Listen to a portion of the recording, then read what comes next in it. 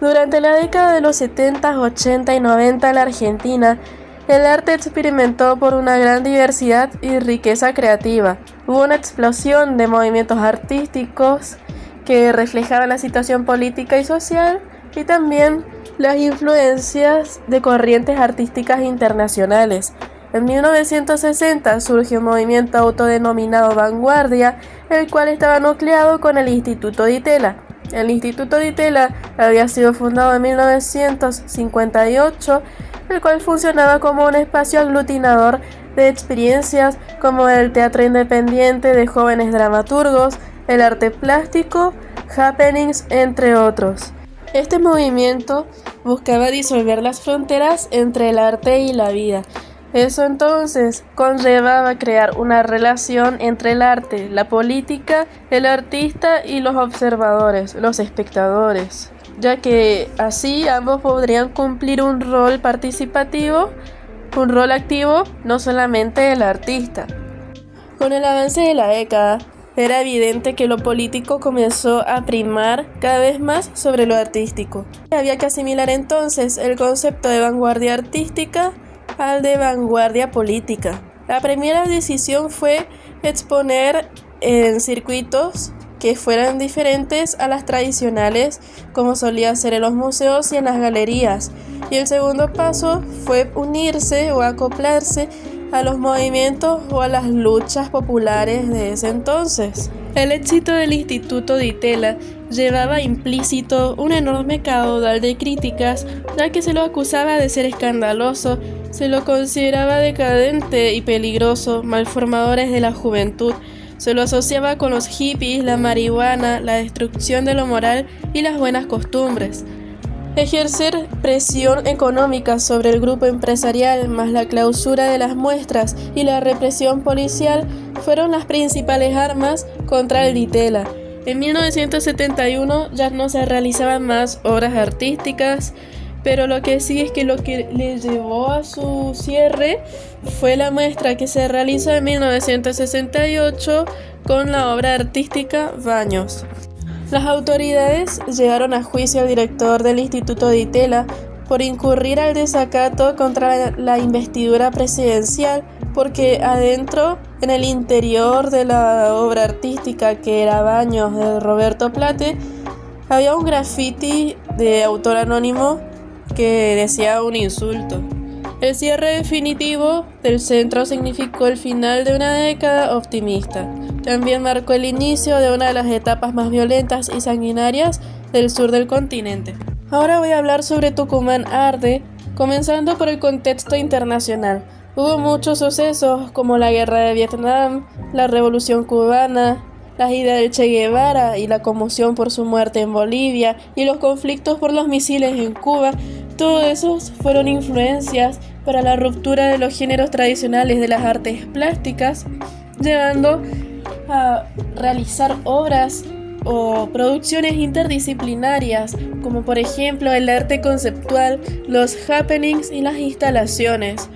El arte conceptual surge en la década de los 60 como una reacción contra la tradición artística moderna y la comercialización del arte.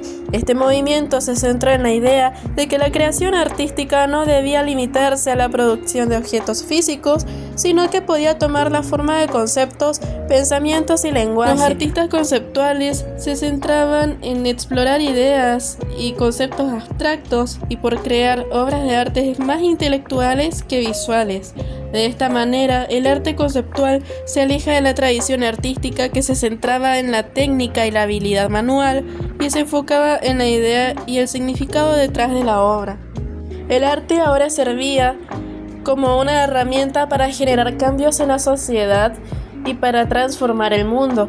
Sucede lo que es también la desmaterialización, que se lo conoce como la reducción de material que va a conformar o constituir la obra de arte, y esto generó ventajas también en la expresión política, ya que tenía bajo costo y era más accesible.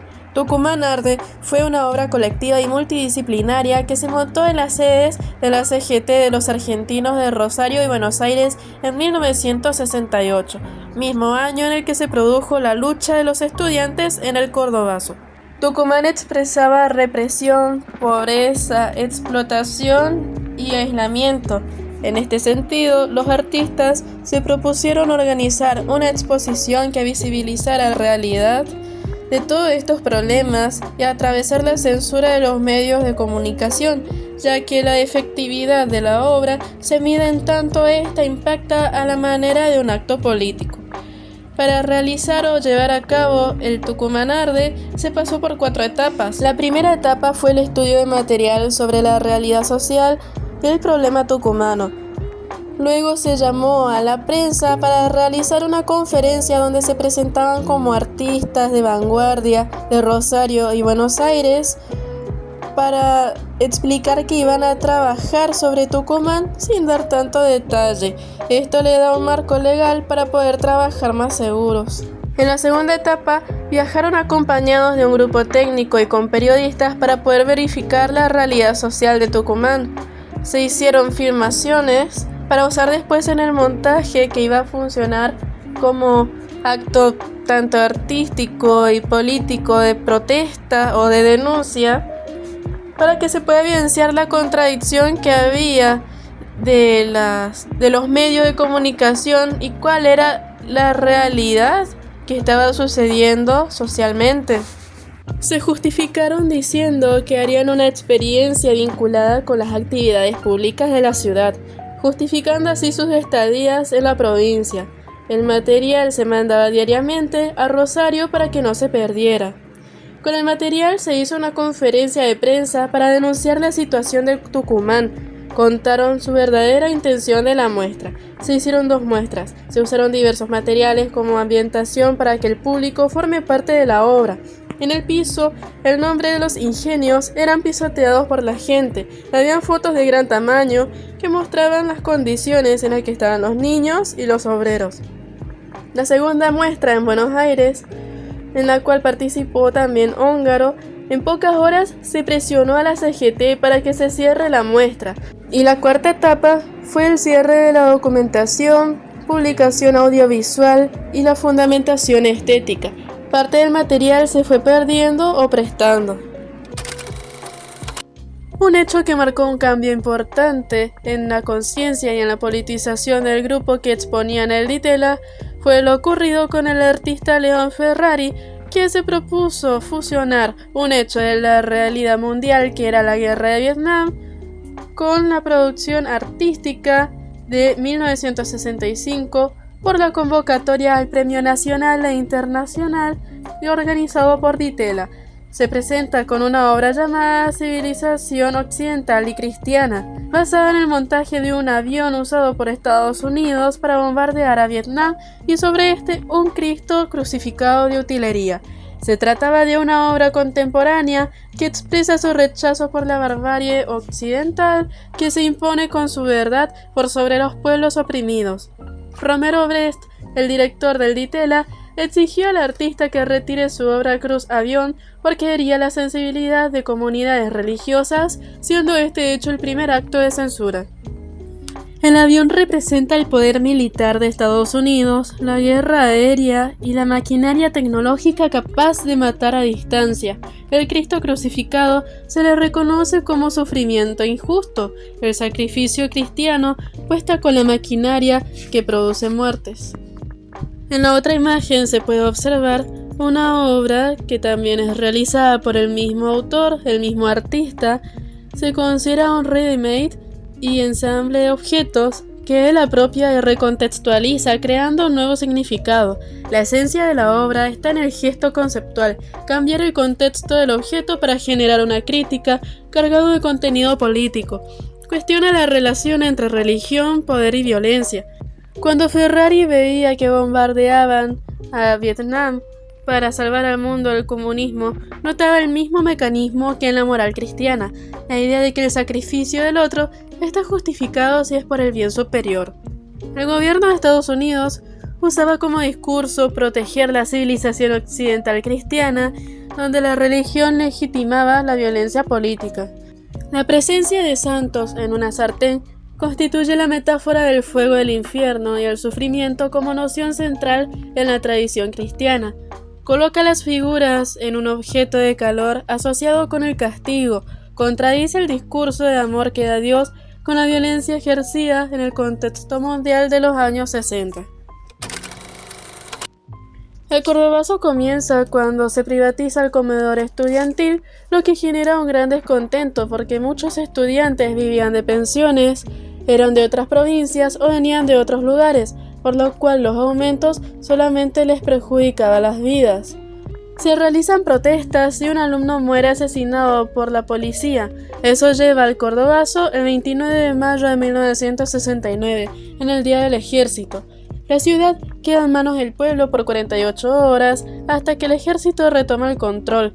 Los trabajadores, estudiantes y el pueblo desafiaron en las calles a la dictadura.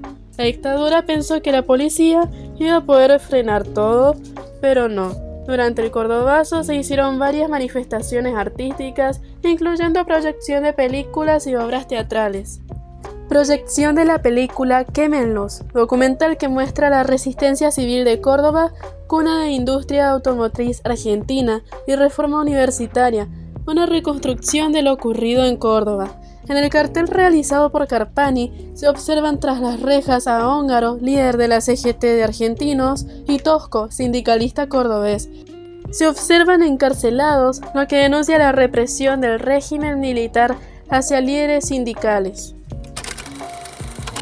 Cuando estaba muy reciente el suceso del cordobazo y la movilización social contra el régimen dictatorial, llega a Buenos Aires Nelson Rockefeller con una misión oficial.